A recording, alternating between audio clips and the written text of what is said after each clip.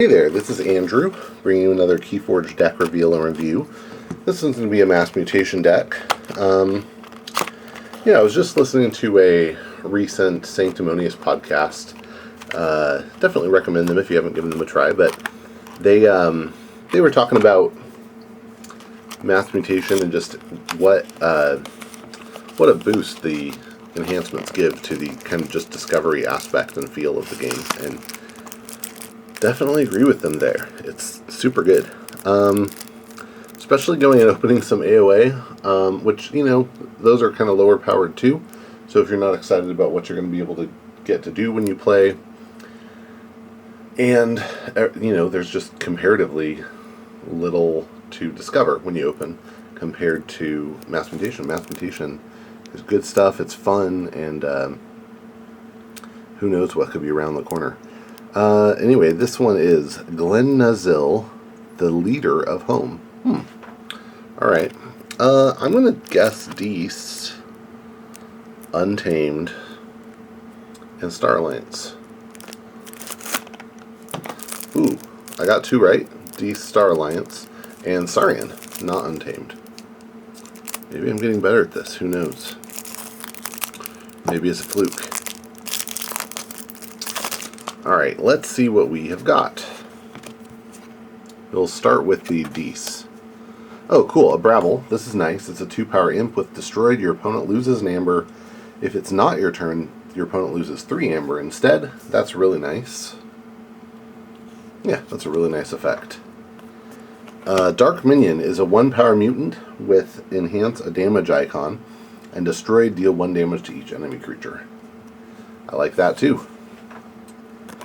Drekker is a 4-power imp. Damage dealt to its neighbors during fights is also dealt to it, and when it reaps it, you steal 1. 2 Trekkers. This one got a damage icon. That could be for the Dark Minion, from the Dark Minion, or from something else.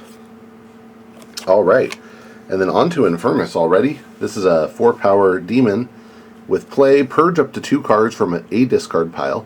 Your opponent loses amber equal to the number of amber bonus icons on the purged cards.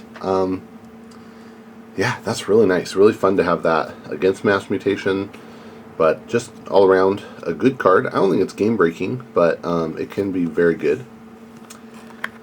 Snarret is a 4-power mutant that says at the end of your turn, capture an amber, and as an action, it can move each amber from it to the common supply. Yeah, very nice control effect there. Stirring Grave is an action with the bonus amber that archives a creature from your discard pile. You might want to get back the Infernus, maybe the Snarret. They're good options. Oh, Essence Scale is an artifact with a bonus amber.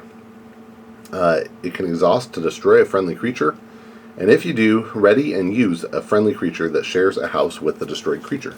That's a really nice effect. Yeah, lots of good options here. I mean, if you're destroying a Dark Minion to get to use Drekker, I think you're pretty happy, I like that with the Drekkers. Pandemonium is an action. You gain an amber, and then after you play it, each undamaged creature captures 1 from its opponent. Really nice amber control effect there. Wail of the Damned enhances with a capture somewhere. When you play it, you destroy a creature with no bonus icons. And then Gabos Longarms is a rare 5-power demon. It says before fight, choose a creature. Gabos Longarms deals damage to that creature rather than the one it is fighting. I was having a discussion with my brother-in-law about this the other day. This isn't like a great card, but occasionally it's okay, and it's a 5-power body, so hard to complain too much. And then Xenofiend is a 3-power mutant and demon. This one has, from the Xeno part, it has fight. Look at the top 3 cards of your deck. Put 1 into your hand and 1 on the bottom of your deck. Really nice effect if you can pull it off. But with 3 power and no armor or skirmish or anything, I doubt you're going to probably pull that off. But it does have a destroyed steel one, so that's going to be really nice. Alright, that's it for Deist. We have some decent steel effects here if we can pull them off. Amber Burn, in the Brabble and the Infernus, Control in the Snarette. So, some decent options here. Pandemonium on the Snarette is actually a nice little fun combo, and if you capture on the Xenofiend, then, you know, essentially when they try to get it back, you're going to steal one, so that's pretty good. Alright. On to Saurian. Start with Senator Shrek, or Citizen Shrix, rather. This is a great one. 3-power mutant with Play, Reap, Exalt, Senator Shrix, Steal, and Amber. We might have ways to mitigate the Exalt, but either way, if you steal one, if you trigger the steal, it's pretty fantastic. So, never sad to see that. Cornus and Octavia is a 5-power dinosaur soldier with 1 armor and action capture 2. We have Defense Initiative. When you play it, you ward a creature. You may exalt that creature. If you exalt it, ward each of its neighbors. Nice protection effect there. Galeatops is a 12-power beast that only deals 4 damage when fighting, but it's a nice big body. Sagittarius Gaze is an action with a bonus amber. It enhances with a damage somewhere, and when you play it, you exalt a damaged creature. Nice if you can exalt an enemy creature that way. Ooh, we got a second one of these. Nice. I never mind seeing this card. Yeah. Theros Centurion. This one got a damage icon on it. It's a 6-power dinosaur soldier with 1 armor and play, fight, capture 1. Nice effect.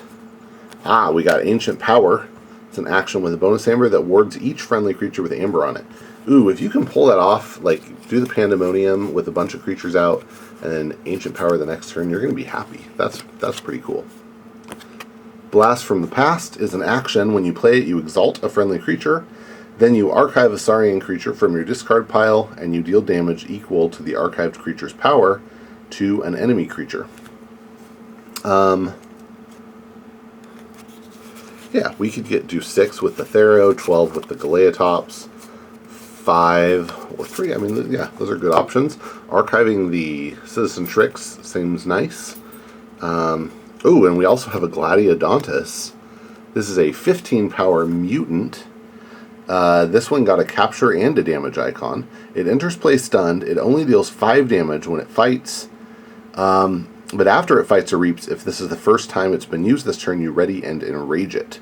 That's pretty cool. So you're going to get to reap and then fight, probably, is how you're going to use it. That's really nice if you can keep it on the board long enough to actually get use out of it. I haven't gotten many of these, so where have you been, Gladiodontus? I like it. It's a cool card. Humble is an action with a bonus amber that exhausts a creature, and if you do, you move 3 amber from that creature to the common supply. It's a good way to mitigate amber from the Thero, or perhaps from the Citizen Shrix if you're able to keep that on the board long enough. And Monument to Shrix is an artifact that can have amber on it, and you can spend amber on it as if it were in your pool. As an action, you can move an amber from your pool to it.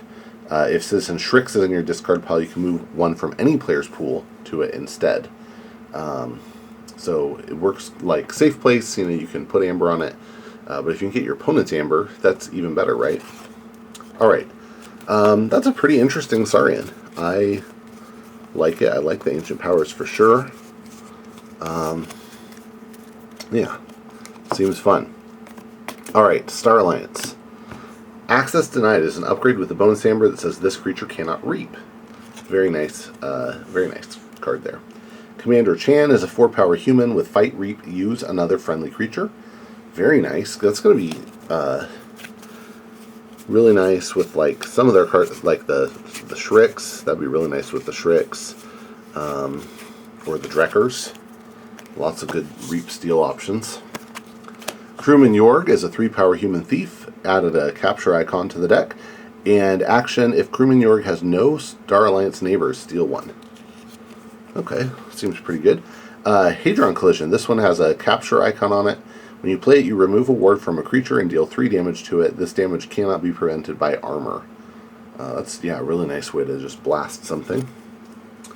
Red Alert is an action. When you play it, if there are more enemy creatures than friendly creatures, you deal damage to each enemy creature equal to the difference. I don't love this card, and I think a huge part of it is I like playing big boards, so I like being ahead on board state, and so I don't love Red Alert. It hurts me a lot more than it helps me. But If you're not playing the big board deck, it can be a great card.